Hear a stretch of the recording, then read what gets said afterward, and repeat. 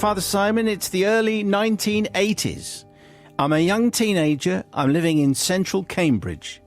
From being a small child, I'd always loved to hoover up stories in whatever format I could get them.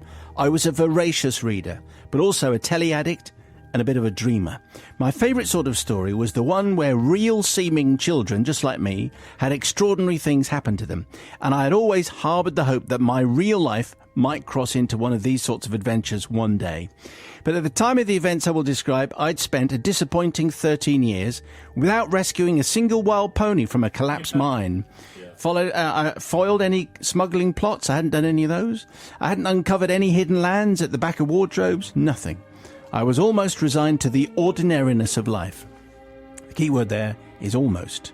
It's half-term. I'd spent my morning watching whatever was on the telly, reruns of Champion the Wonder Horse, or Flash Gordon, or Heidi, or even the Red Hand Gang, an American import which apparently only ran for 12 episodes, but which seemed to be on for years, on a never-ending loop, featuring some crime-solving teens and a dog. So after watching the Red Hand Gang robbing a museum, it sounded like a bunch of thieves rather than crime-solving teens. Anyway, I got on my 5-speed racing bike and I went to meet up with my very own gang for a mooch around the mean back streets of Cambridge. It was while Grover, Skids, CJ, Millie and I were sitting on our bikes, there's a gang there waiting, that we first became aware of a couple of men at the other end of the street acting strangely. They were standing in doorways opposite to each other, and whilst one was whistling casually, the other was reading a newspaper. Every so often, Newspaper Man would make strange hand signals over the top of his paper to Whistling Man, who would dart his eyes about nervously. This peculiar behaviour became even more strange when a leather-jacketed third man appeared, handed his jacket to Whistling Man, and then walked on briskly without speaking. After a minute, Whistling Man, who was now Leather-Coated Man, followed no longer Leather-Coated Man, and a short time after that, Newspaper Man followed them as well. Hope you're following this. But none of them spoke to each other, or otherwise acknowledged each other, apart from some shifty looks. This was very suspicious. Our jaws hung open and our tongues fell out, watching these exchanges. In a matter of minutes, we had actually become the Red Hand Gang. It was what I'd been expecting and waiting for my entire life. And there was no way I was going to let it leave there. After a short consultation, we decided we would tail these suspicious-looking characters and see if we could glean what they were up to. So began the most exciting hour of my life ever. It turned out there weren't just 3 suspicious men to follow. As we tagged behind them into the shopping crowds of Cambridge, 2 or 3 others joined the action. But the pattern remained the same. They moved from one side of the city centre to the other, sometimes lingering suspiciously in doorways, sometimes doubling back, sometimes moving purposefully in 1s and 2s, disappearing into the swell of shoppers. We were as discreet as we could be in observing them, but we could tell they were so up to something, as we didn't say in the 80s. Yeah. They were definitely up to no good, and their jewel heist or their bank robbery might be happening at any time. It was when they reached the newly opened Grafton Centre that they changed tactic, and we faced a dilemma. 2 of them got into a brown Ford Cortina, what else, and drove off, whilst the rest went into a cafe, and now finally sat at a table together. What were we to do? Millie bravely offered to tag after the Ford Cortina on her bike as far as she could. She needed to get home for lunch anyway, whilst the rest of us hung around outside the cafe and watched Denim Jacket Man, Leather Jacket Again Man, and Original Newspaper Man eat chips. See, there's a little bit of food there for Thursday. Time passed and we got a bit fidgety. We wondered how Millie was getting on. Maybe we should ring her house and see what happened, someone suggested.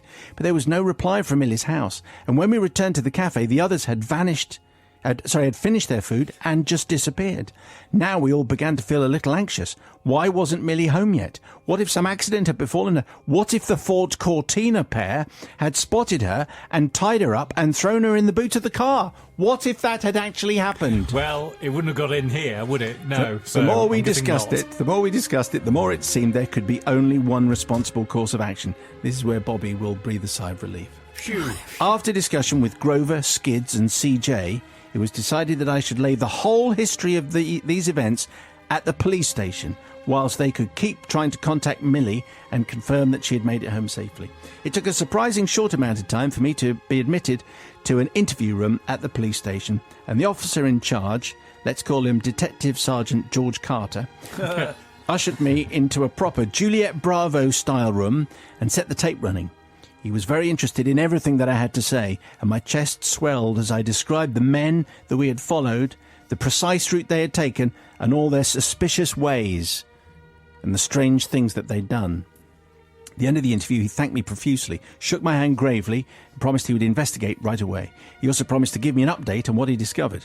I emerged several feet taller, wondering if we would all receive some kind of civic bravery medal, or be invited to form our own investigatory police sub-branch or something.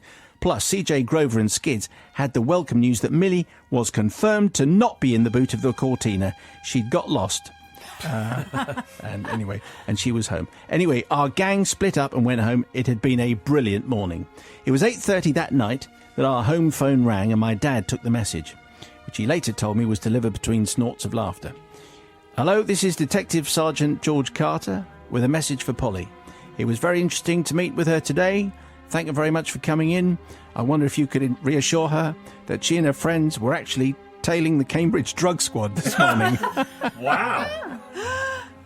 Me and the rest of the guys down at the station have, let me tell you, had a great afternoon letting the Cambridge drug squad know that they've been followed by a bunch of kids. And the detectives' flaws in their plainclothes techniques have been revealed to them in ways that they will not forget. So Father Simon says, Polly, seek forgiveness firstly from Millie, who CJ Grover, Skids and I allowed to tail possible evil criminal overlords entirely alone and defenceless.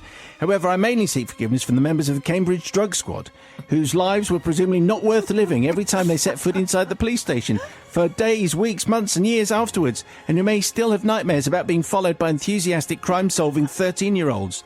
They would have got away with it if it hadn't been for them pesky kids. Kids. Very good. Who'd have thought it? You can imagine how embarrassed are the Cambridge drug squad going to be for being rumbled by a bunch of kids, Sister Bobby. Oh, I love Polly, girl after my own heart, and everyone else. Well done. What's an adventure? I know. The thing is, Famous Five, I Yes. grew up on. In fact, I not long ago read another Famous Five, and then the Island of Adventure as well. Yes. Yeah, they didn't have a pet though, did they? You need a parrow or a dog if you're going to have a team. That's a right. detective And team. anyone who committed a crime had a beard. Did they really? If there was anything dodgy happening, guy with a beard. Okay, this is easy. You do have to take care, and I think this is absolutely fantastic. It might be my favourite one of the year. I know it's early, but I love it. I really love it. Polly, well done. Okay. You're forgiven. Novice Nigel. Well, Polly got me when she said that she was a bit of a dreamer. I love that. Walter Mitty, still very much part of my world, and just any child can go out there and dream and great, and spend that time outdoors, which a lot of younger people aren't doing enough of. So I think that was fantastic. It does sound like an episode of Montalbano meeting Peaky Blinders, doesn't it? Leather clad jackets and newspapers and hand signals. That's very Sicilian. So I think they did well. And the drug squad, I mean, they're very on. They were absolutely up there. There was a great big sting in operation. So well done to them. Polly definitely finished. Forgiven. I would love to know what the Cambridge drug squad were doing and who they tailed and what was the final product. Yeah, and also, are they really still using that newspaper thing? Surely we all know the newspaper thing now of person who's looking at a newspaper, but they're not really looking at the newspaper, they're looking over the newspaper. Tie my shoelace. They're always the dodgy ones. I remember when I was young, you would tail people round supermarkets and see how long you could tail them before they realised you were following them up the frozen turkey aisle. So, great times, everyone. Obviously, simpler times. So I'm going to forgive.